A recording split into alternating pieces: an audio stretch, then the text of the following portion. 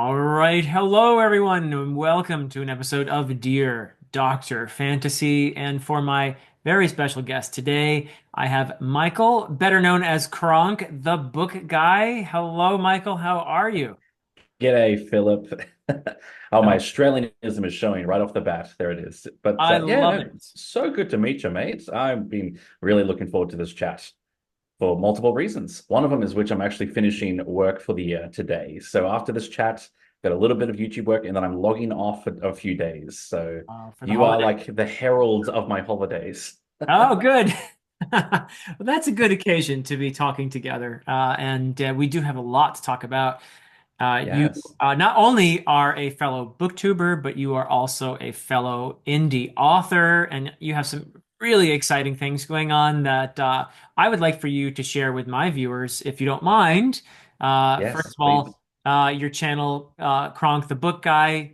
Let me just say, this is one of my favorite discoveries of this year. I know you've been going at it for a little longer than that, but I just recently actually first saw you on John's channel on Talking Story and realized, oh, this guy's Oh, great. yeah, yeah. Yeah, when you were over Oh, at John's John's fantastic channel. too. Yeah, Yeah. yes, good Oh, point. he's lovely, just a great human being.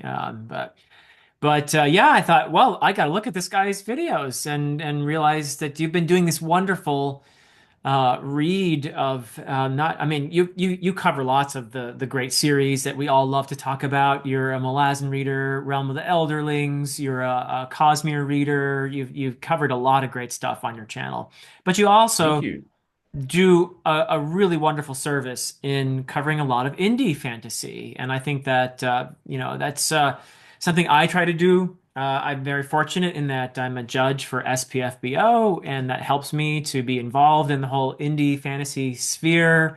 It's a really wonderful contest for those of you who don't know, that was started by Mark Lawrence, the author, in order to shine a light on self-published fantasy. And it's just a great thing to be part of. But you do a lot on your channel. You've covered a lot of your fellow booktubers who have published books, and that is definitely a topic we're going to talk about today. But please tell us about your channel and about your very exciting fantasy trilogy that is coming out. And this is particularly exciting because you've gone about it a slightly different way, doing a Kickstarter. But the books are going to be Mm. available for anyone who wasn't fortunate enough to get in on that boat. You can get a hold of the book on the release day on January 8th. So please tell us about that a little bit. Yeah, yeah. Well, first, the books have finished, which was a huge goal this year. It was probably a bit more of a challenge than I anticipated, doing all three books at once. Yeah. I feel like I have been editing for about 8 months straight, and that was a lot, but they're done now. So basically, everyone who Congratulations. supported the Kickstarter, they get the chance to get their orders fulfilled. And then on the 8th of January is when we assume everyone will have their copies around that time, and we'll make it available for Okay. general purchase sort of thing. Because I have seen, I think Brandon Sanderson did a Kickstarter with the secret projects, Yeah. and it You was did pretty a well, bit of a I've heard. contentious Yeah. issue. He did very well. Yes, exactly. But I think some of the secret projects became available. They went to shops before people had even gotten the books in Don't hand. want that. And there was a little bit of angry fans online, which I noticed, and I was like, okay, let's not do that, Yeah, yeah. just in case. Understandably, yeah, you back up somebody like that, and you would expect to at least have first dibs at it, you know. So yeah. That's exactly right. Yes, yes. But you're right. It is a trilogy, but it's also like the start of an ongoing series. Oh, This is wonderful. I mean, very tell us much, the title first. yeah. I didn't mention it, Oh, so yeah. the title and give us a sense of yeah what it is because I think it's a really cool take on fantasy from what I've heard. So Thank you. Yeah, so it's called the Immortal Investigations. yeah. So you can tell off the bat, bit of urban fantasy, very much like crime and mystery as well. So there definitely is some inspiration from the Dresden Files as well as Skullduggery Pleasant, which Cool. I consider those two series like very similar, but it's definitely meant to be a little bit more, Sanderson and the Cosmere, a little bit more Mistborn inspired as well. Yeah. Let's see. So Oh, it's just really exciting for me. Sorry, this is a bit of a tangent. Right off the bat, I'm already tangenting. Oh, go But for it. uh, with both of those series, Dresden and Skullduggery, they're just sort of going on forever. I think they're up to book 17 and then book 15, and there's no end in sight, and they just keep going. And I would never want to write a series quite like that. I like endings.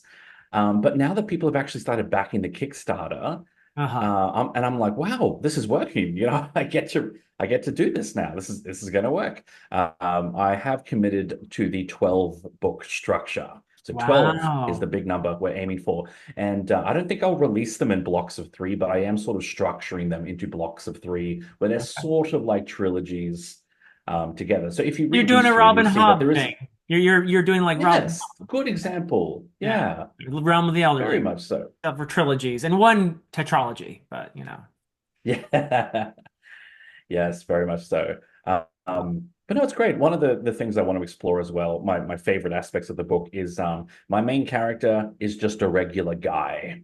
He's Okay. surrounded by all these immortals, all these like vampires and shapeshifters who are the physically enhanced. But then we have the mentally enhanced, like the wizards and witches, who are just on a whole nother power level.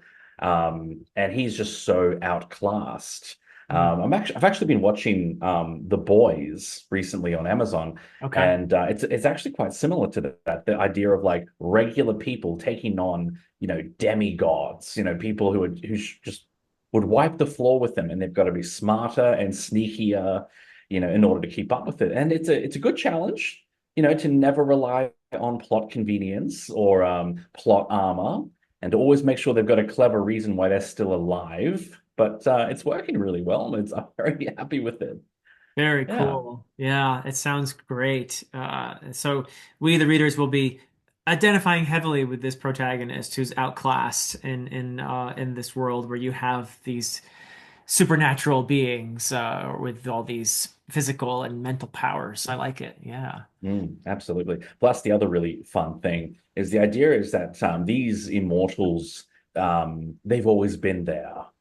I actually take there's a little bit of inspiration from the Bible. Not that I am a Christian, though I had a Christian upbringing, Uh-huh. so I know the Bible quite intensely. But if Yeah. you know the old chapters of Genesis, there's the idea that Adam and Methuselah all lived to the 900s Sure. of years Yes. old, and Yeah. that's sort of the idea that a lot of these immortals are long-lived. Uh-huh. Between the 700 to 8 to 900 mark. So they're not true immortals, they're not invincible, Okay. but they do have generations. Like one of our main villains is he's a high king, and he has been ruling for about 700 years. Wow. And initially we have a thought of like, well, this guy is pretty big and powerful, 700 years, and they're like, hang on a second, this guy was ruling during the periods of colonization and mass slavery. Is this guy responsible for that? And it Okay. starts wrapping up all this history into modern times. And the idea is that a lot of these immortals still have medieval perspectives. A lot of them still support monarchies and don't have, Uh-huh. they just don't even consider democratic rights. So Right. they're very old school in that sense. They make compelling villains. Very cool. Are you a student of history then? Is that an important aspect of your I storytelling? should mention I'm probably more of a history enthusiast than a professional historian, but definitely very, very much. I think I actually remember when I was 12 years old, I found this history book, which was like it was like an encyclopedia history book, and it had artwork in it. But Hmm. I read that thing from cover to cover many times. Wow. Yeah. And it was weird going to school in high school and realizing that other people didn't do that. Yes. We readers are a different breed in many ways. Yeah. But that's fantastic, though. I love hearing about some of the influences and inspirations that have gone into your series. And it's just so great to hear that you've had a positive experience doing a Kickstarter and Mm. that your channel has been probably a really pivotal mechanism that you've reached many of these people who've invested in this. That's just fantastic to hear. And obviously, that's something I've done here on my channel as well, is I've leveraged the channel at times to say, hey, I have a book and please buy it if you're interested in, this sort of thing. And it's been a great way for me to meet readers for sure. And Mm. not only to get people get the word out to people, but also to talk with my readers. I had a wonderful time Mm. speaking. I did a series of videos with some of my, many of them were just not people with YouTube channels, just readers who agreed to chat with me and talk about the Mm. trilogy. And I love that as an author. It's just something that I feel that we have the ability today, more than at any other previous time, to connect with our readers. And I'm sure that Mm. you've Mm. experienced that as well, doing this whole Kickstarter and having the ability to have some engagement with your readers that way. Has that been part of this process for you? Yeah, actually, I think one of the funnest things is just people who just out of the blue send me an email, and Uh-huh. it's not even like a professional inquiry. It's just like a, hey, thanks for this video. It got me reading again, Oh, I you love know? that. Yeah. And Yeah. that's honestly it's one of my favorite things because one of my big emphases on my channel is I don't want to be, yet another reviewer who says this is a good book, you should read it. This is a bad book, you should not read it. Uh-huh. I want to actually empower people to find the books that are going to suit them and their individual tastes. Yes. And I'm really proud of the fact that message is coming across. And Oh, a lot of I would say people are so. like, thank you. And this book, I heard a lot of negative things about it, but when I picked it up, I had a great time. And that's the most important thing. You do a I wonderful do think job. sometimes thank you. Yeah. Oh, Yeah, I think sometimes on BookTube we can be a bit snobby and a bit uh-huh. judgy. But we as writers, Yes. we know that everyone's trying their best and maybe criticism's not the nicest thing to be on the receiving end of. Right. Well, my policy is always to speak when I'm reviewing in a video a book or discussing a book as if the author were in the room and to keep it Great. respectful. That does not mean, and I'm not saying everyone has to do it the way I do it. This is just the way I feel comfortable reviewing books. That doesn't mean I can't be critical but I try to keep it constructive and respectful, and that's my take on reviewing really is and that does come from having gone through years, decades actually, of working on books and putting them out there and being sensitive to the fact that, what people say about your work has an effect on you. So it is important to be respectful and kind, but honest. And you do a really great job, I have to say, of balancing those things. I love the way you recently reviewed the Adan trilogy, and you had some critical things to say, but you framed them in a very respectful way. And you also did a great job, I think, and this is the best thing a reviewer can do, is to say, I think this book would work really well for people who are looking for this type of reading experience or this type of story. That is the way to do it. So, Yeah. there are lots of books that when I'm being a judge for SPFBO, okay, I Mhm. get all kinds of fantasy. I get romantasy. I get oh, what is the Legends and Latte? Cozy fantasy. Cozy, I yes. get, all kinds of urban fantasy. I get weird fantasy. I get, you name it, I've seen it. And not Yeah. all of those are necessarily my cup of tea. But I put aside as much as I can my personal biases and preferences, and I try to appreciate what the author is trying to achieve. And Mm. as a judge, I put forward a book last year that actually won the contest, Murder at Spindle Manor. It won the whole contest. That was my finalist. And that's not a kind of fantasy that I usually read. It's a murder mystery, Agatha Mm. Christie Mm. style with a bit of, gothic, slight horror elements. It's not my usual thing. But I Yeah. recognized that, wow, this author is doing some great things here and is really achieving what he set out to do. And it's Morgan Stang is the author's name. Just fantastic. So yeah, I mean, it was a really cool thing to be able to also experience a different book and try to understand that an author is going for, a different goal here than what my usual thing is epic fantasy. That's my wheelhouse. I love Mm. epic Mm. fantasy. I don't know if you could tell when you were reading the Adan trilogy. Yeah, no, that's shown through. Yes, very clearly. Well Yeah, done. yeah. But no, So it's an excellent point. It's like, I think sometimes as readers we compare it very much to our preferences, and if it doesn't hit our preferences, we often assume that's a mistake. And it's Right. not a mistake, you know. It's Yeah. like I only consider it a mistake if the author is clearly trying something and it didn't work. Right. That's when it's a mistake, you know. The style, I think there's a big difference between stylistic choices and mistakes. Right. You know, so I said it a lot, you know, in reviewing Malazan. Is like there are a lot of things in Malazan which I think will well, you know, push away readers or certain readers, Certain not because readers. it's badly written, but because it's difficult sometimes, you know, for a lot of us mere mortals, you know.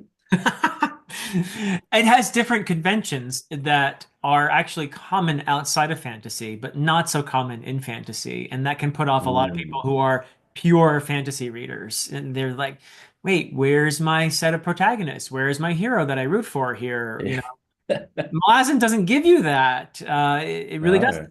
But it does give you, I think, probably a truer sense of our place in the universe than most fantasy does. Because let's face it, you and I, as much as we are nice chaps, we're probably not going to save the universe, right? Yeah. But no, I You love it. sound like my therapist now. Oh no, that's Good. part I'm of what I glad do you got here. that. Okay. Yeah, that's a No, no, free. sorry. My therapist has always said, like, you can't save everyone. You know, it's not your responsibility to fix every problem in the world. But I'm like, but hang on. Yes, it Yeah. is. You know, gotta unlearn that. Apparently, that's harmful attitudes. Whatever. Just That's funny.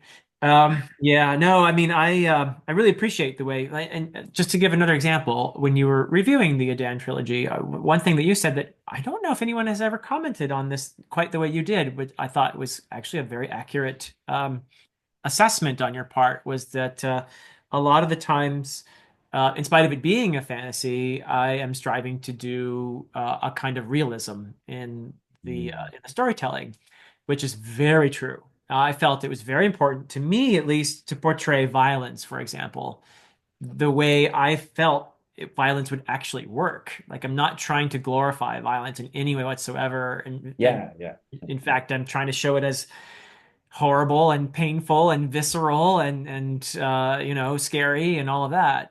So you picked up on that, I think, really well.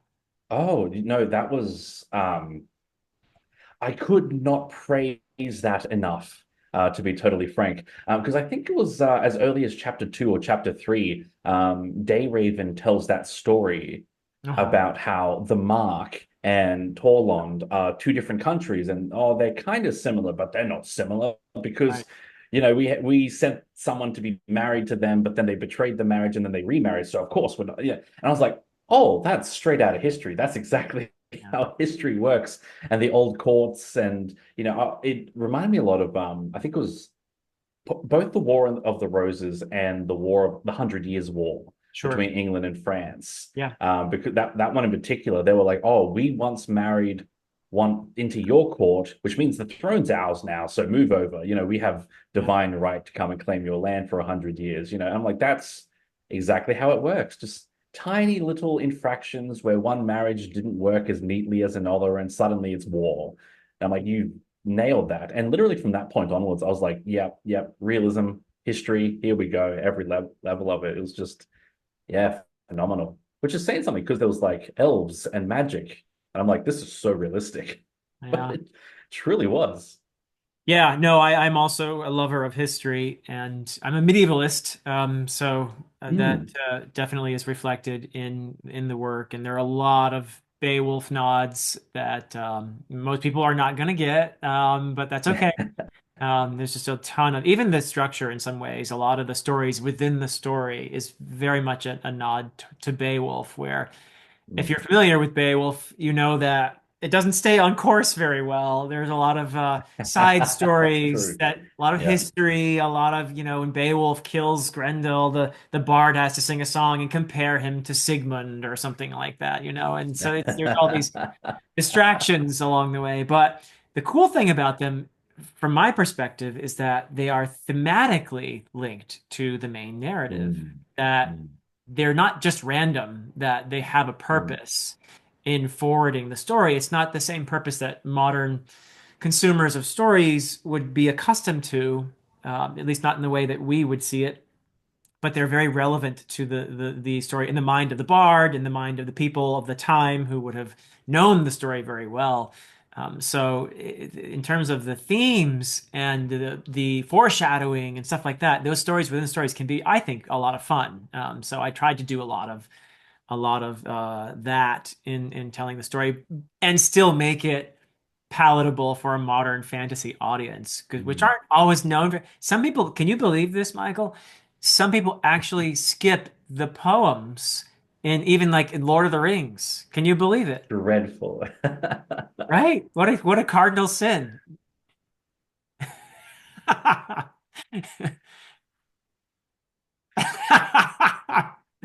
Look, I want to like act all snobby about it, but I'm like, look, there were times when in Adan you had the spells Oh yes, okay, I get yeah, and people skipping those. beautiful language, and I was like, because a couple times I stopped there and I tried to sound it out as best as I could. I'm like, this would sound just so gorgeous out loud. I'm like, we're in the middle of the action scene. What does the spell do?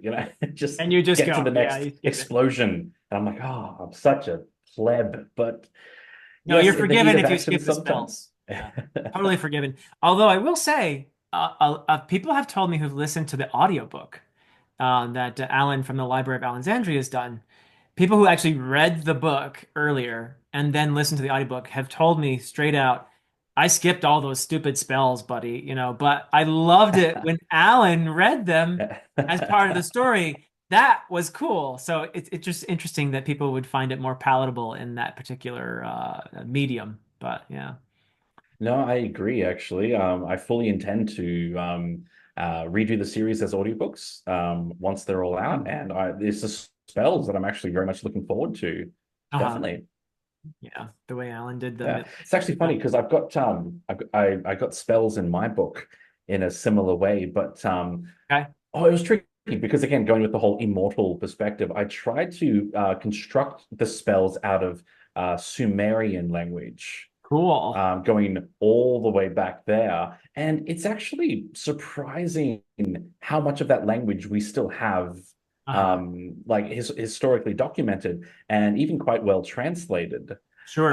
Which is really Um, cool. So it's like taking prefixes and suffixes and sticking them all together, and then maybe changing a word or a letter or two to try to be like, oh, that was mistranslated. This is the real thing, sort of thing. But oh, cool. yeah, that's So you're using the language of my minor Gilgamesh attempt. and all that. Yes, Yeah, yes, I love it. Going back all the way to now, that's a story. That's the oldest story we have, actually, Gilgamesh. So it's true, actually. Yeah. uh, very cool. I love it. So yeah, I promise to read the spells when I read your books. So. So yeah, that is so cool. And what kind of magic, if you don't mind telling us, are we going to see there? An array, I guess, but it is verbal. It is spell based. Anything else you can tell us? Well, that's a good one because one of the things that I do with this series is, especially in the first book, I try to I go with the man behind the curtain approach, Okay. where I actually try not to reveal too much about the world itself, because it's very much a small town book.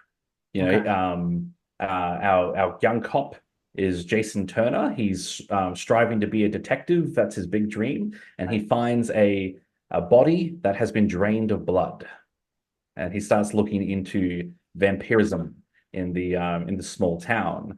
There's some horror Turns out, elements in this, perhaps. not really. Not That's to be totally honest, like there's a little bit of it, but not much. To okay. be totally frank, yeah. I toned it down to be honest. But it's all very much localized to this world and to that town for the first book. And when we do see magic, it is very much more of a soft magic system where it's just big and kind of scary, and we're not really sure what to expect. But from the human Uh, perspective, right? So that makes yeah. sense that it wouldn't be a hard magic system because the humans don't know what's going on, right? They don't know how it works. That's exactly right. Yeah. And in book two, though, book two is where the world and all the magic really expands. Okay. And I'm really, really happy with it. Yeah. So, but it is verbal spells. So wizards, their weakness is their mouth. If you can clamp down their mouth and they can't speak a spell, they become powerless. Yeah. Okay. Which is why the Imperium of Wizards will still to this day cut out tongues if they see if someone commits a crime grievous enough. They have their magic stripped from them in that sense. Wow. Okay. Yeah, but it's a no, I can't say anymore. So I put so much Yeah. thought into it. Don't say any There is a more than lot you there, but can. I can't Yeah. say any more at this stage. Yes, I gotta practice this sort of thing actually because I get Yeah. really excited about my story. I want to tell everyone everything, but I'm like, Oh, no, no, no, I guys. know exactly Actually, where you are because sometimes you see the mind ticking and wait, can I say this? Maybe I shouldn't. So, but no, that's very cool. Thank you for sharing that much. And so, are we?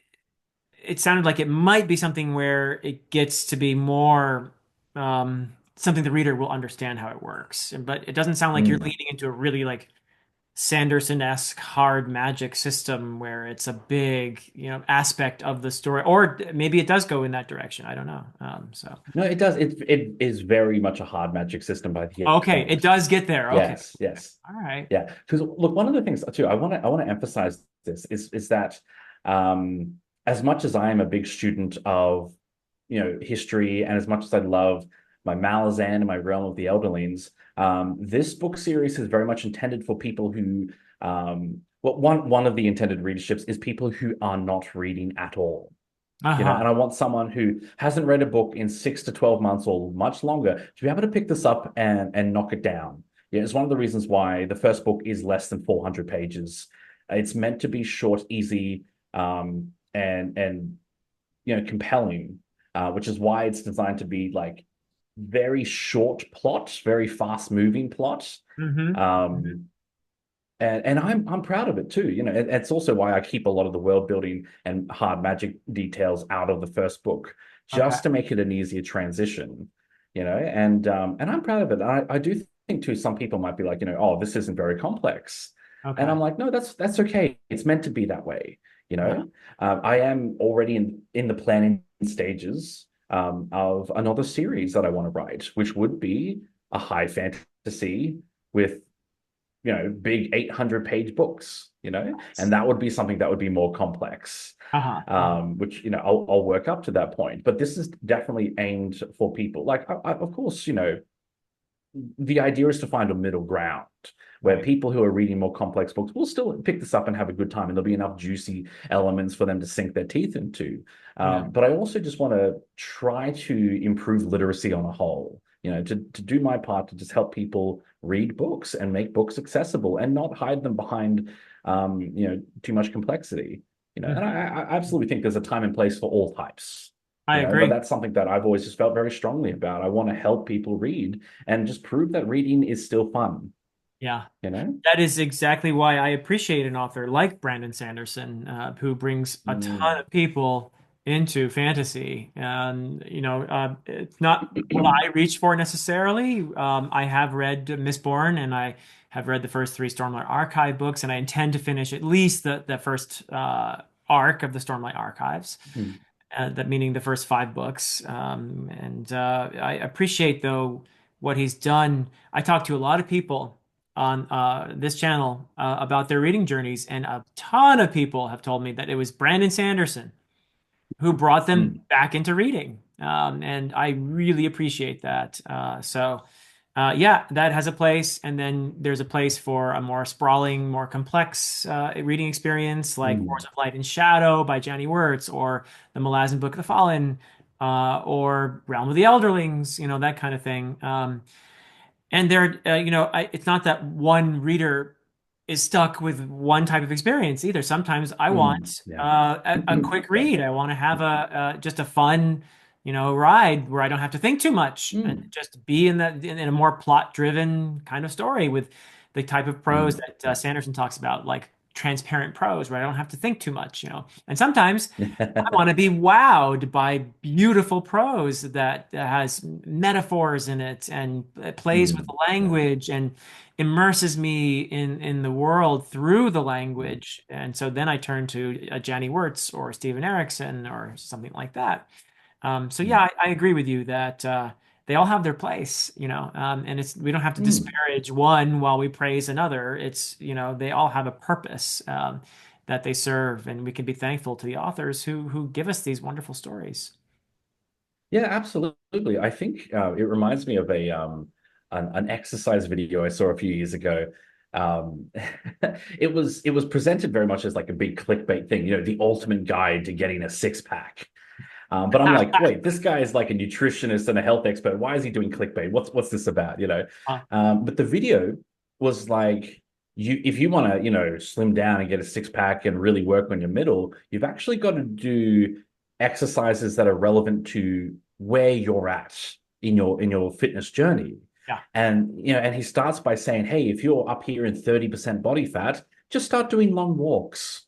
Just clean up your nutrition, do walks. And then he's like, and then if you get into this level, then you might start doing sit-ups. And only when you're in this really good level, you do reverse crunches and all that kind of stuff. yeah. And one of the reasons why he made the video is because every time you might look up core workout, you'll get some, guy who's got like an 8 pack already, and he's like, do 600 reverse crunches. I'm like, how's the office worker Right. gonna do a single reverse crunch, right? It's an unrealistic exercise. Totally. And it's in the same way, I think we need to accept and sort of celebrate that there are books for every type of reading fitness level, and we shouldn't push all the advanced stuff on the new people and vice versa, and sort of just like let people read what suits them best. Yeah. Yeah. As long as they're doing what they can to get healthier, to improve their own reading muscles and all that kind of thing, then yeah, go for it. Let's just celebrate reading. Yeah. Well, so it sounds like this has been a very positive experience for you, the whole reading or writing journey that you've been on, and now you're at a pretty pivotal point in it when you're about to have people, lots of people, read your story and probably talk about it in places like Goodreads and Amazon and other places. So, are you ready for that? Are you ready for the I'm feedback? working on it. Yes. Yeah. Yes. The feedback stage is definitely, yeah, I got to work on that. Yes. I'm sure you've I'm a little already bit had nervous because, yeah, readers who have given you feedback, but this is going to be more public, right? So, yeah. definitely, definitely. And I think too, this is the unique place you and I are in as YouTubers and writers is Yeah. I've already managed to get a pretty thick skin when it comes to like YouTube comments and negative Yes. feedback in that sense. Yes. I know Not what you not that I mean. deal with a huge amount of it, but every once in a while you get someone just have a meltdown and you're like, what was that? Yeah. It happens.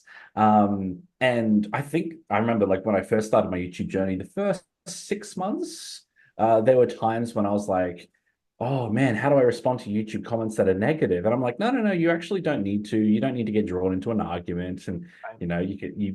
everyone has their own different approach of how to handle it. And now I'm in a good place, but I'm like, oh, I've actually got to go through that process again about my books. And that's Yes. actually a little bit trickier because I would probably take my books a little bit more personal, than YouTube videos. Yeah. There's a little bit more of my heart and soul in it, sort of thing.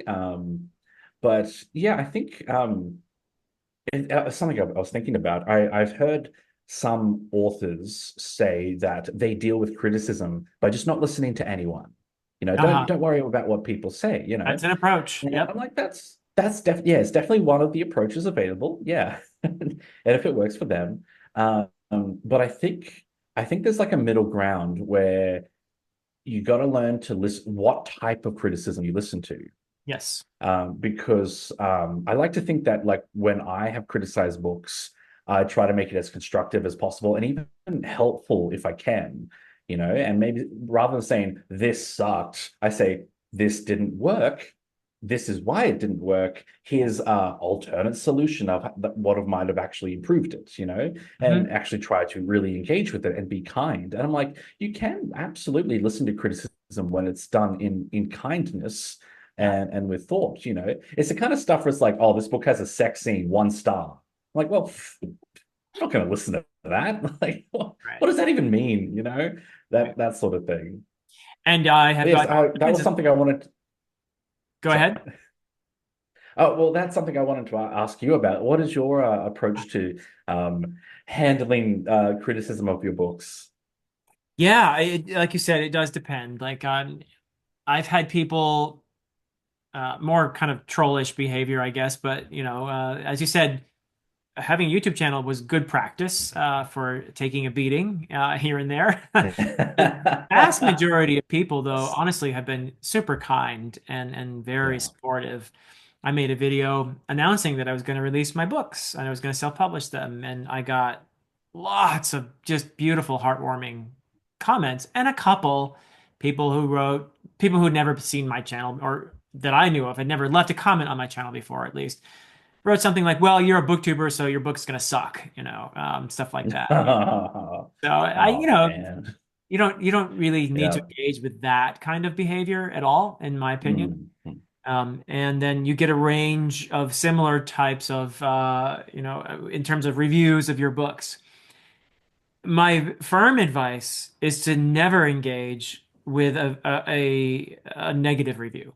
I think you Mm. should have to leave that person their space. If you try to get involved and say, no, no, no, you didn't understand this part of my book, and that Mm. may be the case, but you're not going to win that argument. That is not a place where Yeah. you want to Yeah. wade into a negative review. So I stay out of those entirely. Mm. And I don't even honestly look at like 1 star reviews or anything like that. I just like, okay, somebody gave me a 1 star review, whatever. I'm not gonna engage with that in any way whatsoever. I do like to look at 3, 4 star reviews though, because often people will say stuff there that is constructive and not always. The interesting thing is, I will have one person say there was way too much action in this book, and then the next person will say, it was too slow. There was not enough action in Yep. this book. Yep. You'll get that. That's tip of the iceberg. You'll get all kinds of people coming at you from different perspectives and having different reactions and wanting different things out of the story. So there's that. But the people I listen to the most are well, first of all, I hire a developmental editor. That person I listen to Mm. very closely, and that person, in my case, is a brilliant editor, and that's AP Canavan from A Critical Dragon, the YouTube channel. Oh, He's my developmental editor. yes. And he's absolutely Thanks. brilliant. So yeah, I mean, he also does he's an advanced reader for Stephen Erickson and Ian Mm. Esselmont and many other fantasy authors that he's served as a developmental editor for. So that's a voice I really listen to, obviously, because he's a professional. He knows stories really well, and I think he has great insights.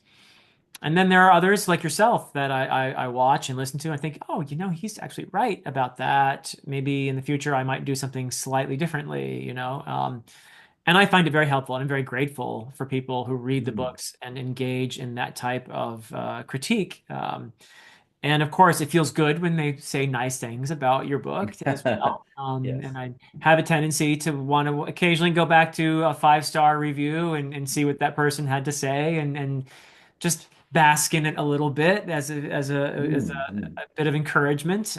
So yeah, I will appreciate that tremendously. People maybe don't realize how much a positive review can influence an author. And just to Mm. have that encouragement, it's the same thing with your YouTube channel. When somebody leaves you a nice comment, it's Mm. encouraging. There are days when you're like, why do I do this? And, it certainly Yeah, doesn't yeah, pay sure. very much, and I get abuse all the time. But then somebody leaves you a really nice comment and you realize Yeah. this is why I do it. So it's good Mm. to let yourself be encouraged by the positive responses. Appreciate those. Take your time with those. Engage Mm, with those. The positive yeah. ones. Even if there's something in there that's No, critical, you know, pay attention to the positive stuff too, because you earned it, you know? yeah, definitely. Actually, I'll show you something. Just don't mind I'll just move my camera for a second. Oh yeah, go for But it. Yeah. on the wall to the side of my desk here is a board with all these printed out comments. I love it. So these are all just like loving, kind comments that people have left on the channel, and Yep. my wife was very kind enough to go and print them all out and put them up on a board for me, Oh, so that she's they loom over wonderful. my work. She's Huh. an absolute gem. She's amazing. But she knows sometimes that like the whole comment things and feedback, it can be critical. And I know personally, I do have a tendency to overemphasize in my mind the negative comments. Uh-huh. And if I have like 5% negative comments, they're the only 5% I'll listen to, and I ignore all the good stuff, you know. And so she's like, you know, look at these positive comments up here. Like there's one comment, where was it? I think it was like, thanks to you, I just started reading my first novel. Yeah. Wow. That's And I'm beautiful. like, oh, that's fantastic. That's Yeah. mhm, exactly what I want, you know? Love it. And that one just, yeah, I look at it all the time. Actually, I can't even see it right now. It's fine. It's up there somewhere. Yeah. um, but yeah, and that's the kind of stuff I gotta like remember, you know? And it's a lot of it is really about perspective and allowing yourself to be happy about stuff and to be proud of yourself. You know, a lot of it really is perspective. So that's my next journey. Next part of the But I'm process. sure, yeah, exactly. Yeah. Well, you're Yeah, I'm far sure it'll enough go into well. it, I think, to have some insights, though, about indie fantasy, self-publishing, that whole thing. Did you even consider traditional publishing? Was that an option? And what are your thoughts now on I think we're in an exciting time, actually, Mm, when it comes to self-publishing, at least in terms of the potential. We have a lot of freelance editors. We have wonderfully talented artists, cover designers, audiobook narrators, an array of people that we can hire and work with in order to bring out the best possible product we can. And I think it takes a lot of work. It takes a lot of patience. It takes a lot of time. And you mm, have to do it because you're passionate about it, not because you think you're going to make yourself a millionaire out of it, because you're likely not going to do that. Um, but what are your thoughts on, and that, by the way, is true both traditionally published authors and self-published mm. authors. Traditionally published authors, you might think, wow, they're much more on average. Actually, no, they're not. They're not making more than self-published. Yes, They're not. yes, very, very true. Yeah. It's a funny thing actually, because a lot of the time in like my personal life, you know, when I'm off screen, if I tell someone I'm a writer, they'll be like, "Oh, like George Martin. Oh, you're a writer like J.K. Rowling." I'm like, no, I'm not a. I don't have $100 million in my bank account. You know, I haven't been on the bestseller list for the last 20 years. No, I'm not a writer like them. I Right. work a part-time job. You know, Or you that's the could just say reality of yes, it. exactly like George R. R. Martin, and But no, this is this is a bit of a complex, nuanced topic. So I'm just going to fire hose at you for a second. Go for it. But so for one, I did go to university. I did get an arts degree and a focus in literature and creative and professional writing. Was definitely my background. And I thought the first novel I write will get traditionally published straight away and I'll be a big success. I ended up writing approximately 9 novels. And every single time I did the rounds of pitching it to a publisher, pitching it to all the literary agents and getting knockbacks. I see it all the time, actually. Sorry, on J.K. Rowling. People like to post and be like, oh, she got rejected 12 times. Yeah. And I'm like, I think I've been rejected 1,200 times. Okay. Add 2 zeros to that. Thank you very much. Yeah. Um, but it was when I wrote the book that became the Immortal Investigations, book one. Hmm. At the time, I called it The Chaperone. And in my heart, it will always be The Chaperone, but that's another issue.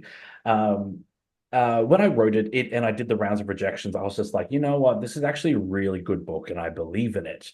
I Good. need to pursue self-publishing. And it was actually at that point where I decided and I started researching self-publishing, one of the bits of advice that I saw was that it's very difficult to self-publish if you're just doing it, on the fly. You Right. kind of need a platform to promote it. And Yep. so I started the whole YouTube thing. And I think I did about 6 to 10 months of just planning what would a YouTube thing look like. I actually had to study video editing because I didn't know the first thing about how to edit Same here. videos. And Yeah. yeah, right. And I made 5 or 6 videos that I didn't post because I was just like, they're terrible. And I was very bad at talking on camera, and I eventually decided to script everything, which was more my style, and just found my comfort area before I actually started doing stuff. And I was really grateful because I expected to be working the YouTube angle for years before I got any sort of following big enough to justify publishing. But I was lucky. I had a steady growth. I've had a lot of growth No, you weren't um, lucky. very early. You put out quality videos, thoughtful videos. I will say Very that kind. Thank you. You're no, right. no, no. I should say that. I'm not being kind. It is true that you put a lot of time and effort into each of your videos, and it really shows that you do your Thank you. homework and you say very intelligent things about the books that you're discussing. It's clear that you read attentively and you think a lot about those books, and you offer some great reviews. So that's Thank why you're you. not lucky. You're where you are because you've worked hard and because you're good at it. So yeah. That is good perspective. Thank you. Again, you're sounding like my therapist. Be proud of yourself, Michael. Good man. But no, off the back of that, so like I did absolutely decide to go into self-publishing. But I think though, one of the problems with the industry, um, I saw Brandon Sanderson discuss this in his creative writing lectures, Yes. where he talked about self-publishing and traditional publishing. He said in decades past, what used to happen with traditional publishing is they would find not a perfect novel, but an author with potential, and then they would give them a publishing contract. And what would happen is their first book, the publishing house would basically publish at a loss, and then the second book, they'd break even. The third book would take a profit. And they'd sort of nurture and grow this author over their career. And they would usually work for decades, 30, 40 years in the field. And they would more or less work a full-time job. And they were making a good solid average income, and that was normal. And then you would get your people like George R. R. Martin, who were selling hundreds of millions of copies, and they would be this massive injection of cash that keep the publishing industry afloat and allows them to keep supporting the new authors and bringing the new authors in. Yep. And it was a really good system, and it worked. So often people think, oh, I've only sold a few thousand copies. I'm like, no, no, no, you're a mid-range author, and that's Yep. great. That's where a lot of authors live, and that's The that's vast perfectly normal. majority, yeah, yeah, very The few, hard majority. yeah, very few J.K. Yeah, Rowling's or George R. R. Martins or Stephen King. exactly. Yeah, yeah, But over the last 15, 20 years, the industry changed, and they stopped trying to look for a lot of mid-range authors. They started trying to look for a sudden bestseller. And it kind of started because of Twilight, but it's not exactly Twilight's fault. I'm not going to lay all the blame there.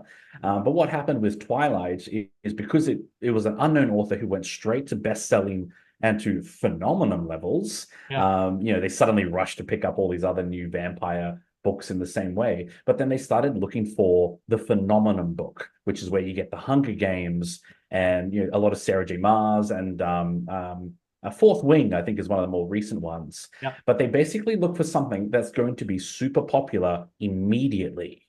Right. And that's all they're looking for, unfortunately. And it's one of the reasons why I think it's harder than ever to get traditionally published. And it's because they're not looking for the next mid-range author who they can nurture and grow over time with patience. They're looking for the fast buck.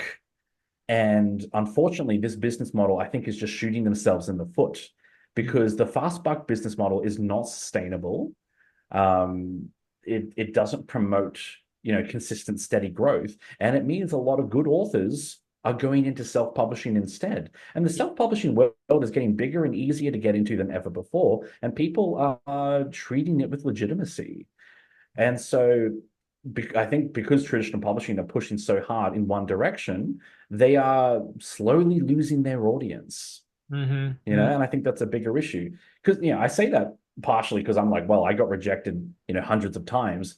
Does that mean I suck, or does that mean it's the world's fault? Is the fault in our stars? And I do feel like maybe it's an elaborate reason to say it's everyone else's fault, not mine.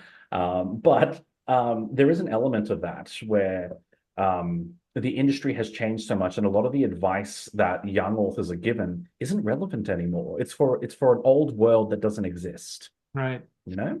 Yeah, I would say that the people who are in traditional publishing they're good people for the most part. They're trying to put out good stories. But I think a lot of them, maybe most of them, would admit that traditional publishing is fundamentally broken in some ways. That Mhm. there are serious issues with traditional publishing, and there are existential threats to the old business model. And it's like what happened with the music industry, Mm. previously. It fell apart, and uh, it's kind of the wild, wild west in a way. But I feel like we're starting to see more and more that um, this route that you and I are doing, and we're doing it differently too, which is exciting to me that there's more than one way to do this thing. Yes. It could be the way of the future. I do feel Mm. that we're still in a period where one thing that traditional publishers can still lean on is the fact that somehow traditional publishing confers legitimacy in the minds Mm. of many people, which I think is a difficult prejudice to overcome as a self-published author, as an indie author. You still encounter a lot of people who won't even consider self-publishing because they assume it's automatically garbage. That, oh, you weren't good enough to get into a traditional publishing Yeah. deal, so therefore you're probably not very good. Whereas my experience is that if you take, let's say theoretically, you take 100 self-published fantasy books and you take 100 traditionally published fantasy books, and it's true that there are a lot of people who do in self-published fantasy probably prematurely publish, that they haven't quite Mm. put the hard yards in yet.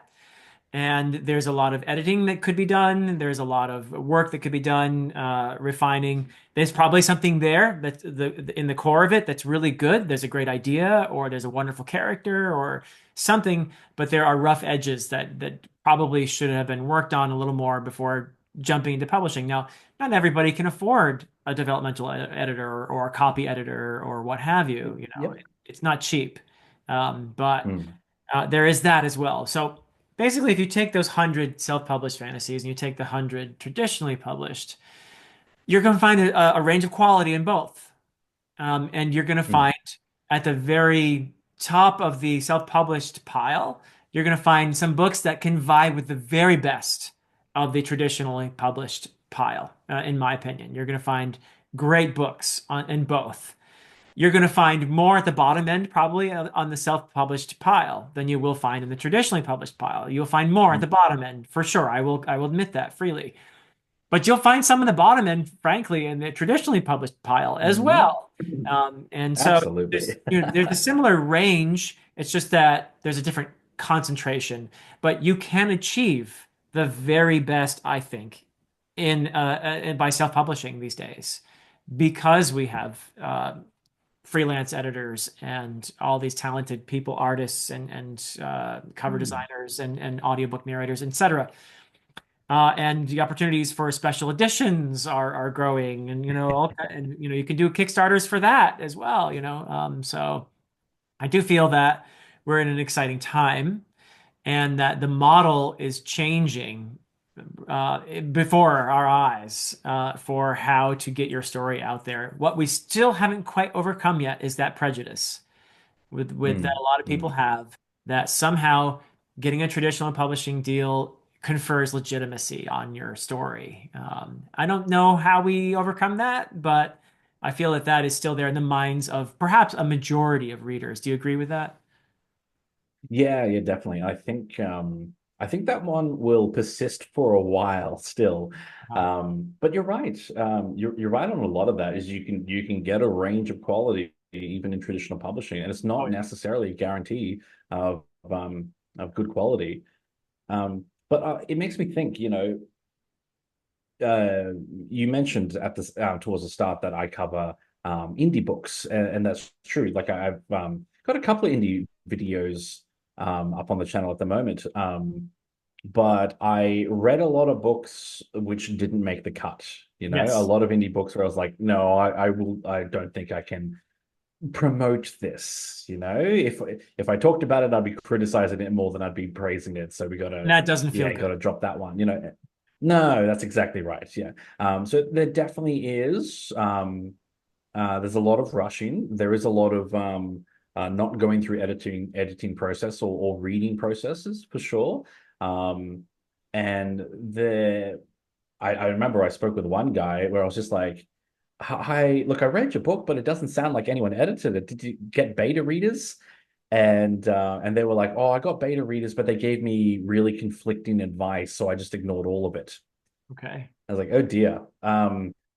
So, if you want to get beta readers, get readers who, know a little bit more about the beta reading process, maybe, or I don't know, write a questionnaire for them perhaps or something. Yeah. Um, filter that process. That it's a bit of a thing. Um, so yeah, it's definitely an issue. Sorry, and I'm thinking ahead because I do want to make a couple of videos next year about the indie process. Yeah. And Good. like Yeah. What's your kind of advice like for teaching somebody? teaching what I'm learning. That is a Um, great idea. What is your advice for somebody who let's give your general advice, but also I'm very interested in your advice for a person who wants to be an indie fantasy writer, but cannot afford to hire because it is thousands of dollars to pay a really quality yep. developmental editor. It can be in thousands more for a copy editor. If I'm lucky being an English professor, I do my own copy editing, which years and years of correcting papers has some payoff after all. Yes, yes. So, but what are your Well, look, thoughts for somebody who in that position? Because I do feel for people. I preach all the time. Well, you need to put as much as you can into this, but the fact is, a lot of people can't afford the services that would allow them to achieve the best possible story. well, it's there's a couple of different angles on this. So, like the first bit of advice I'd say is when it comes to actually writing the story or even picking your idea, you want to be careful. You got to remember that even though you're doing something you enjoy, you are ultimately creating something for other people. Yeah, I like Stephen King's advice, which is he writes the first draft for himself, he writes the second draft for everyone else. I yeah. think it's a really good way to do it, because like ultimately you've got to enjoy what you're doing. That's a big part of it. But what But you've about got to the third remember and the that fourth and the fifth and the 20th drafts? Who does he write those for? no, this is Stephen King. He does two drafts. That's Okay. it. Well, he's Stephen King. That's true. Yeah. No, so I do love Stephen King, but his books can be sloppy sometimes because he does like the two draft process. Yeah. But that's another issue. But yeah, like I know sometimes I've read books where clearly the author just loves this idea so much. And I want to just sit down with them and be like, mate, I don't think other people are interested in this idea in quite the same way. And even from the starting idea perspective, you've got to make sure it's something that people actually want to hear about. Yeah. One example I've heard before is like um, someone who wants to shift genres halfway through a story. Okay. And I'm like, that is something that will fascinate writers like you who like playing with story mechanics. But for readers, that's really frustrating Mm. a lot of the time because the people who liked genre one are going to be disappointed, and the people who like the genre you shift to aren't going to show up. It's You a huge know, risk. It's a huge risk. Now, if you're Mark Lawrence or, Gene Wolfe or something like that, okay, go yes, for it. But that's a huge risk. Yeah. exactly. So it's that sort of thing. It's like you got to remember you're writing for other people is a big one.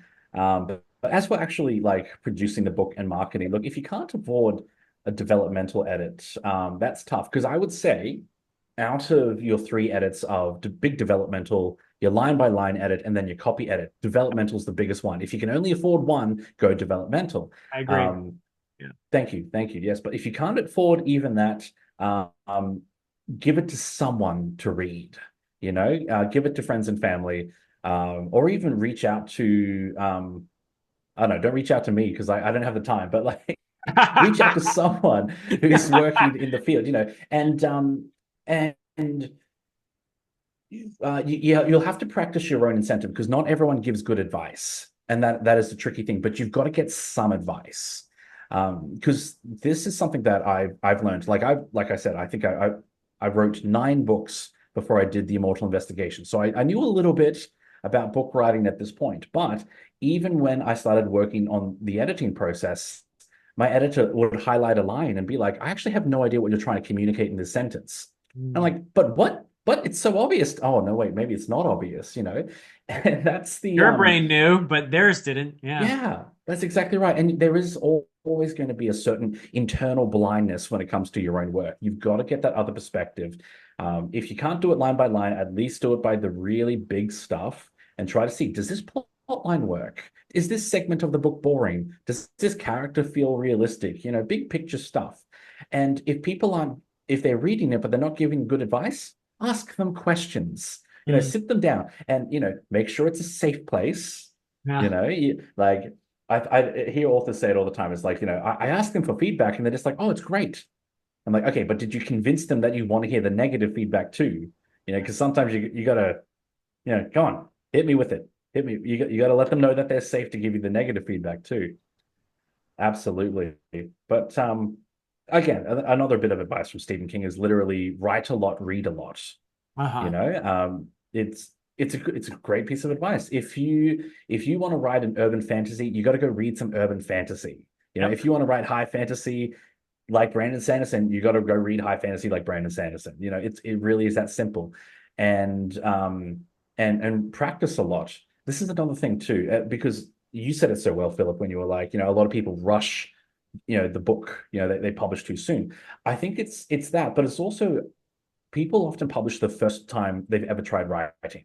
Right. And, that happens a lot. And I think if I sat down and learnt a song on the piano for the Mm. first time, I wouldn't go and book a concert hall and start doing performances. I would practice. I would learn 20 songs. I would learn 100 songs, and I'd go play at a cafe for experience. And only once I was really, confident in my abilities would I go book a concert hall. You work up to that level. And people got to know that if you're writing a book, the book that you're working on is not the only book you're going to write in your life. You'll Yes. write lots of them, hopefully, and each one will be better than the last one. So Mhm. don't feel as though it all hangs in the balance on this one. Another bit of advice. Sorry, I'm on a roll now, Oh, it's but great. It's all um, good. thank you. One bit of advice I saw a few years ago, it was about writing PhDs. So, not my field. I think that's more your thing, isn't it? You've got a Yeah. PhD? I do. I Yeah. do. Yes. Yeah. I am Dr. Fantastic. Fantasy after all. Yeah. Yes. But one of the bits of advice was that when you're writing a PhD, it might feel as though you are drastically advancing human knowledge. That you are going to redefine what's possible and reshape the foundation of human understanding. But the reality is, you are a drop in the ocean. You are raising the ocean. That's the Dinotopia quote. Every drop raises the ocean, Yep. and you are improving things, but you're not going to change everything. Yeah. You know, and I think people have that same perspective when it comes to writing books, or if you're going to do any sort of creative thing. If you're doing an art portfolio or a dance, or I'm not sure what the other fields do, but when you're writing a book, you might think that you're about to change the world and redefine the entire industry. You're probably not going to do that. Take a little bit of pressure off yourself.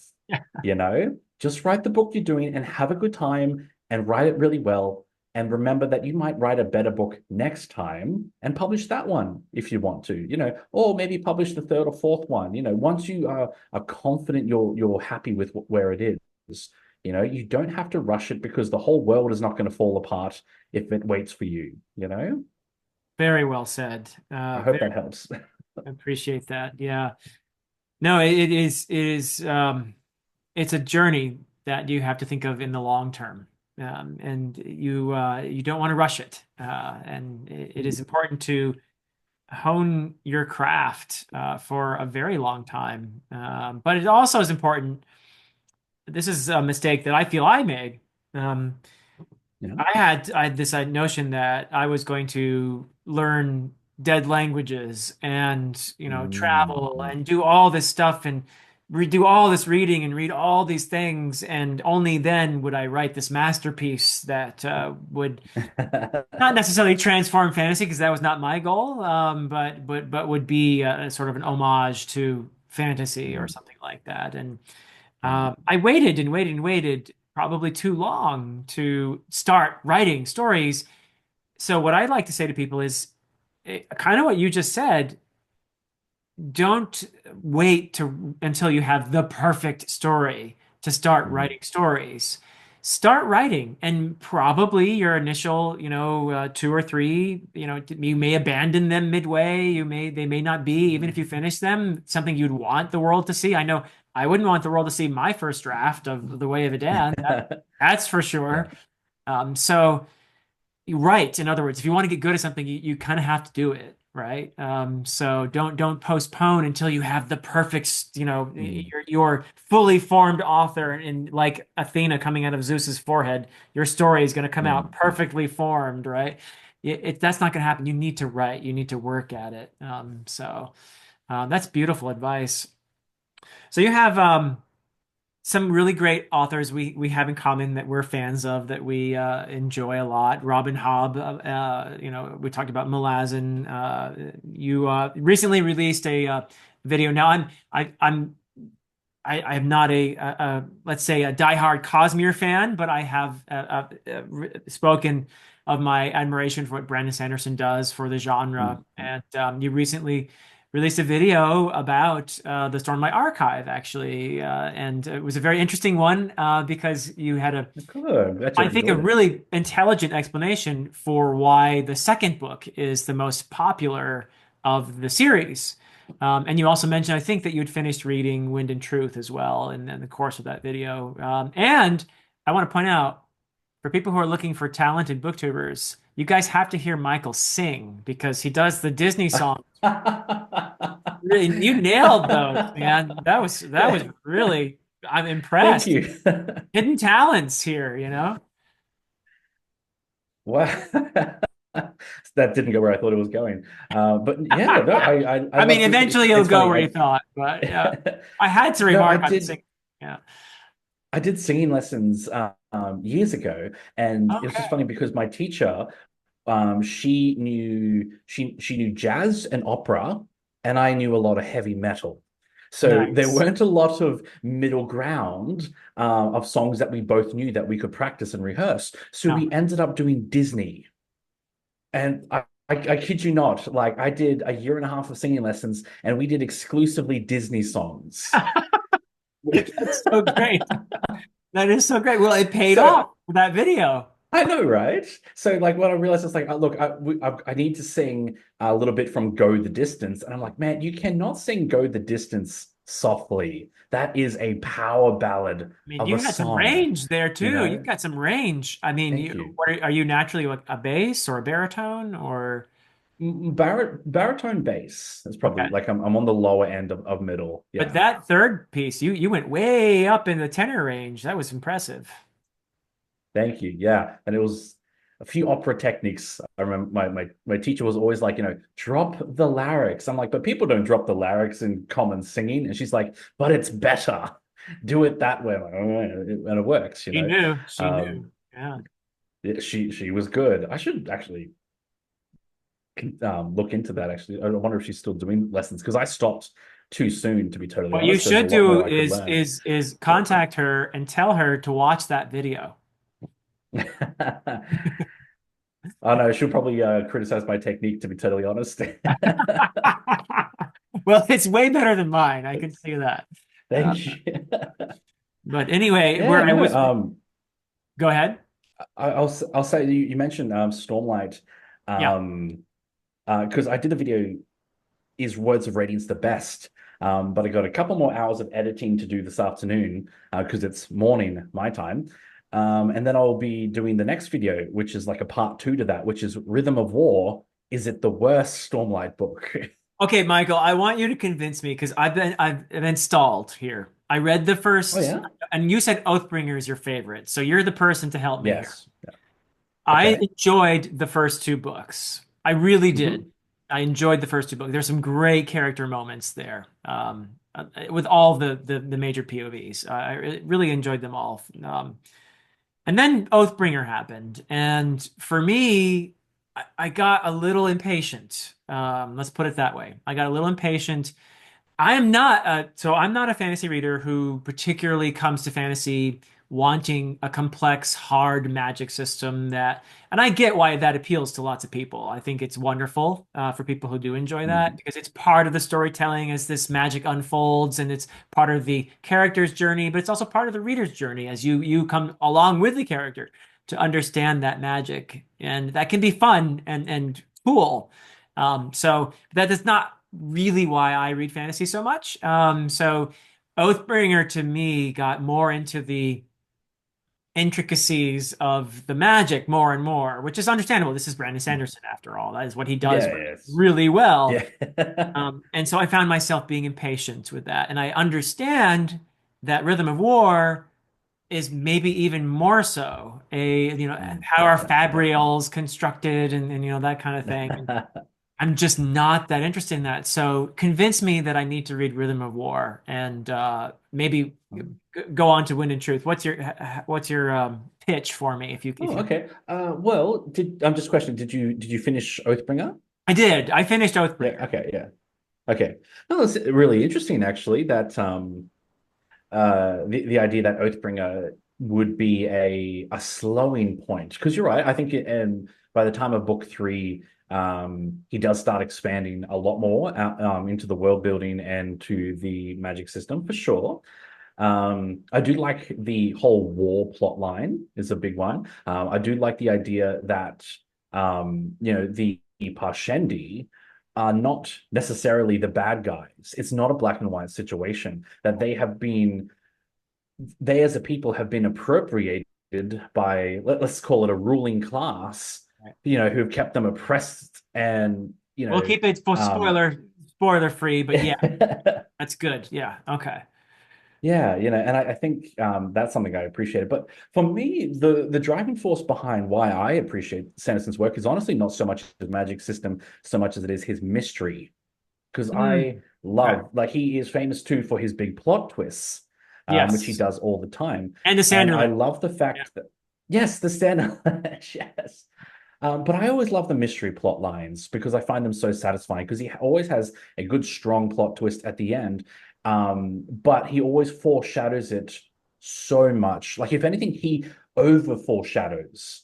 And I find it really gratifying when I get to the end and I realize I still didn't guess the plot twist, but it was foreshadowed 600 times.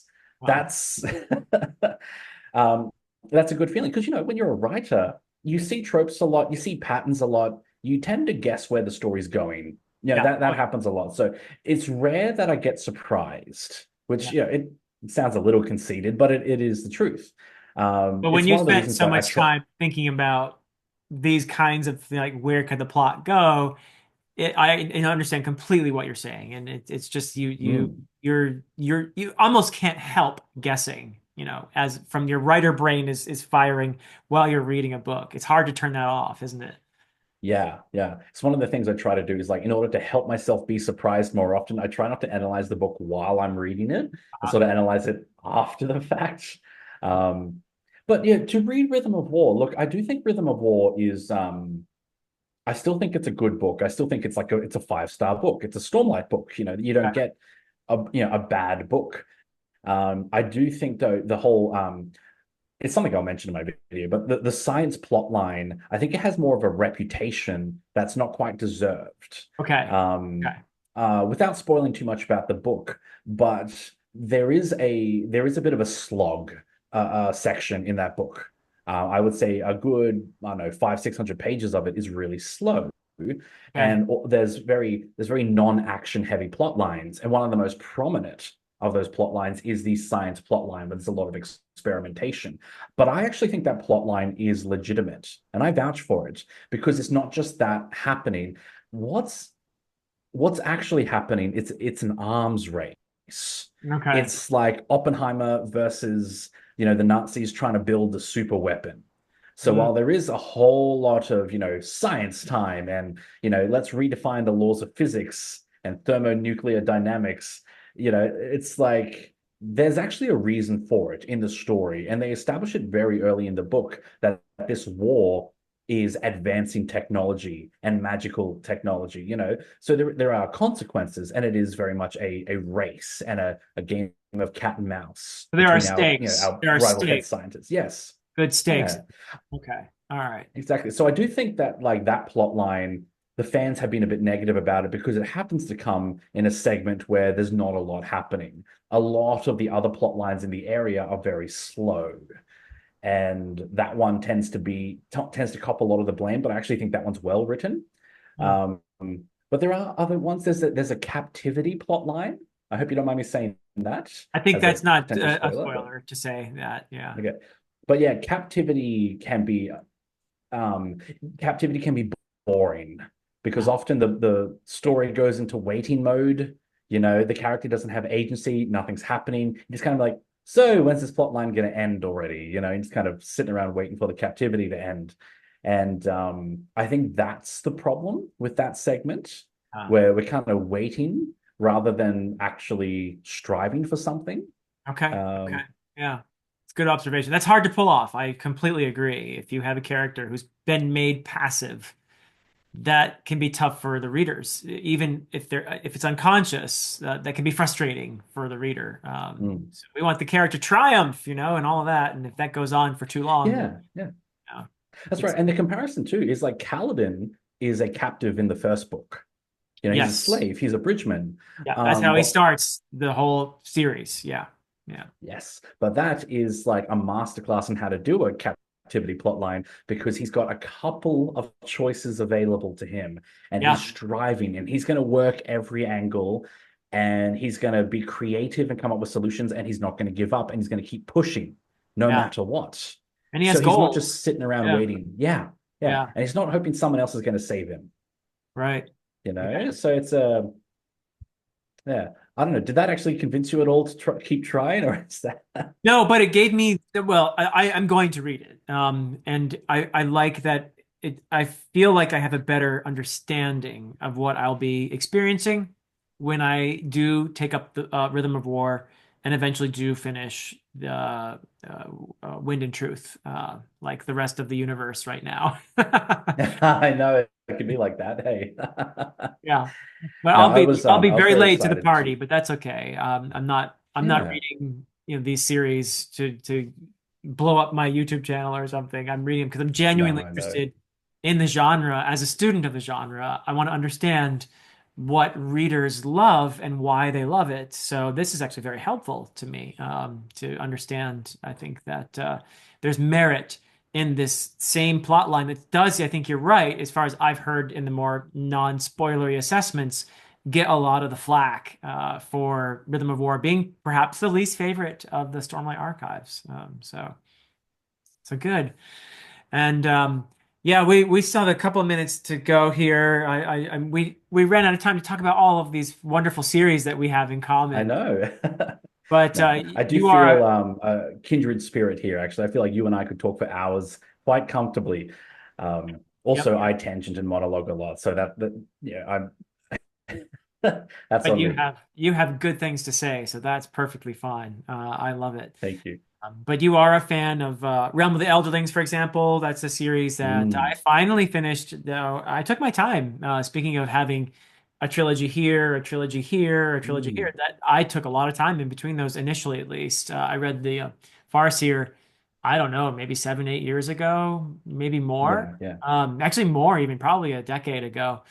And then didn't follow up. I enjoyed it, but I didn't really fall in love with Realm of the Elderlings until Mm. I read Live Ship Traders trilogy and thought, wow, and now I understand the love.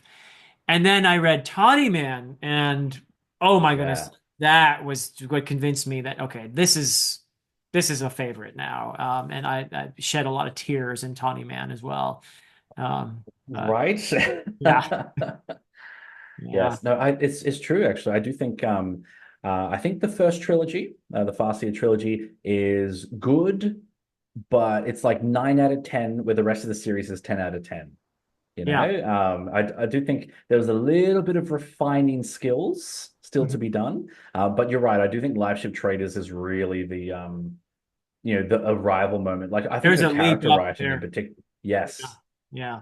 yes, absolutely. Rainwild Chronicles usually gets a lot of criticism, being too YA or blah blah blah. But I actually enjoyed it, and I thought there's some very Yeah. important lore and world building that happens in the Rainwild Chronicles. So even that, I won't say it's my favorite, but I didn't. I mean, it's Robin Hobb. It's not like there's this drastic drop in Yeah. quality, in my opinion. Yeah. I went into that one fully expecting a massive drop in quality. And I was like, I'm having a great time. What's going Yeah, on? yeah, yeah. Same here. Sometimes that helps to go into something with fair, kind of lowered expectations, which is maybe why I will It's enjoy true. Rhythm of War. Who knows? Yeah. Well, I would say with Realm of the Elder Lands, I genuinely think that the final book, Assassin's Fate, is probably one of the best books I've ever read in my life. Uh, It's I couldn't rate it high enough. And um it made me feel a lot of strong feelings. yeah, Yeah. That was a very emotional read for a finale. Definitely. very That powerful. was that was tough.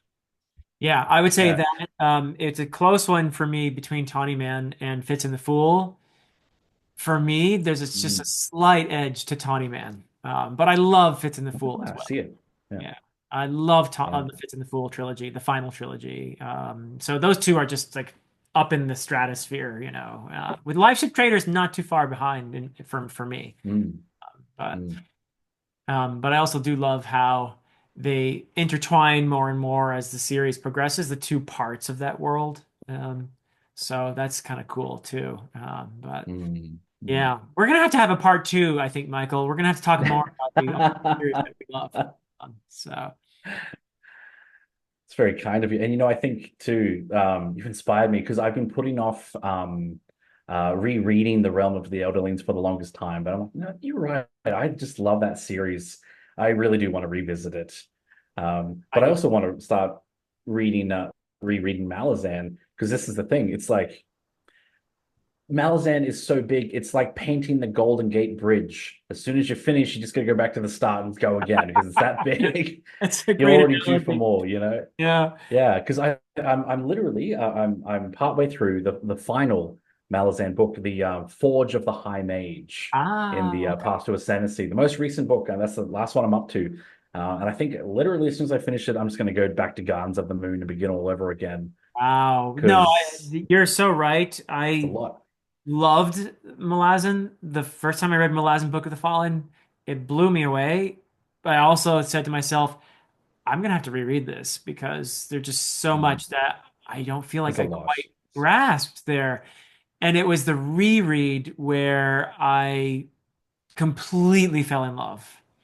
Mm. And it's my favorite series of all time. Malazan is. It displaced for me Lord of the Rings, which had been my favorite I saw reading that. Yes. of all in my for my entire life until this reread of Malazan, which included Mm, all the Esselmont stuff as well. So I read everything same. Malazan, Yeah. and at the end of that whole thing, just because for me it was really a matter of Tolkien made me a lover of fantasy, as I said it in that video that you saw. He baptized my imagination, Yes. but Malazan set my imagination free, and it taught me Mm, that there are things about fantasy that I didn't realize we could do in fantasy. That Malazan just sort of says, yeah, you can do these things. And that's why if you were to look for a reason why my third book in my trilogy, in the Adan trilogy, is a little different from books one and two, it would be mm. because I read Malazan after writing the first two books Of and before course. writing the third.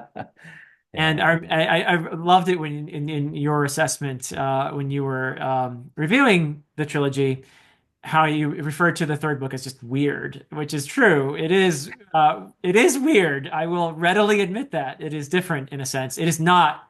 It is the book where I think I took the most risks, and a lot of that was just Mm. me feeling that, hey, I don't have to go the well-trodden path here. I can do something different. Mm. So Yes. that was that third Yes. book. Yeah. Oh, Um, and I love the third book too, yeah. absolutely. Now, don't get me wrong, like it is a direction shift, which was surprising, but very quickly I was like, oh, this is great. That's and We're you're right, fantasy risky and readers. bold, but Yeah, yeah. we're fantasy readers. We like weird, so that's okay. Right? So, Absolutely. And I think too, I recently I think I watched one of your it might have been the recent, top 10 video you did. hmm. Because I think I need to do my own top 10 video. Yeah, I know it's such a clickbait thing, but like But I might have to also cave a in and lot do of it. anxiety. Yeah. Yeah, yeah. But you're right to place Lord of the Rings so high. In your number one spot, just down to number two. I think it's a really good point because I think sometimes there's a push to grow up and move away from Lord of the Rings, and I'm like, no, I genuinely just think Lord of the Rings is it's almost underappreciated. Uh-huh. I Uh-huh. think Tolkien did a lot of things that we take it for granted. I saw a video with Christopher Lee, the actor who was a very famous fan of the Lord of the Rings. Met Yes. Tolkien, read it every year. And he said it's a book about friendship. Yeah. And I'm like, that is such a beautiful way to sum it up because we think, oh, invented languages, oh, crazy high fantasy and mythos and lore. And I'm like, no, it's a book about friendship and it's about real people, and that was the brilliance of Tolkien to have so much big and so much little, at the same time. And I think it was a rare gift. So many authors can't do that. I don't know if I can do that, as much as I would try to. And it's a very hard thing to balance as well as he did it. Yeah. Yeah. It's Beautifully said. I love what you said about friendship, and in fact, I think we'll leave on that note because I feel like you and I was looking forward to this so much, and just watching your same. Yeah. videos, thinking, wow, this guy's he's brilliant, and the fact that Thank you. you I'm very eager to read your books. I'm really looking forward to January 8th. I'm going to be getting a set myself or after Wonderful. Thank whenever. you. Yes. I just wish I had known sooner and I could have been part of the Kickstarter, but it's not too late. And I am looking forward to being able to get a hold of copies and eventually reading them. And I know there's going to be some brilliant stuff in there. I mean, somebody who writes nine Thank you. books and thinks as much as you do clearly about storytelling. I'm looking forward to seeing what that story is going to be that you tell. So Wonderful. Well, we should talk afterwards and I can organize sending you books. I'd be more than happy to do something like that. But I'm happy to we support. negotiate. I'm happy to support a fellow author as well. Oh no, this is wonderful support. Absolutely. Well, well, But no, we'll thank you so much. talk about that. But thank you You've so been very much. kind to call me brilliant and appreciate that because I do very much feel that you are the Goliath in this situation and I would be the David. But it is high praise to hear compliments from you. So thank you. It's very gracious of you and very much appreciated. Thank you. The only thing I have over you, Michael, is I have more white in the beard. So. Oh, I'm gaining on you. It's coming in. Yeah. Yeah, Yeah. it was about 2 years ago. I was like, oh, I've got a blonde hair. Oh, it's not blonde. Oh, You're for drawn to the years other end. I was calling these my blonde highlights. So nobody bought it even then. So I had to give up on that one. Oh, it's terrible. But thank you so But it's been much. an absolute pleasure speaking. Thank you. Yeah, likewise. We'll do this again. We'll come up with other reasons as well Good. to chat. Really enjoyed getting this chance to talk with you, to hear some of your wisdom, and to get excited. So, everybody, I will have a link, of course, to Michael's channel where you'll find information about his books as well. And maybe I'll ask you if I can post something about them as well, a link or something. But yeah, we'll get all that down and do check out Cronk the Book Guy. Fantastic channel, great insights, Thank you. very honest and eloquent reviews you will find there. I urge you all to check it out. So thank you everyone for watching and Until next time.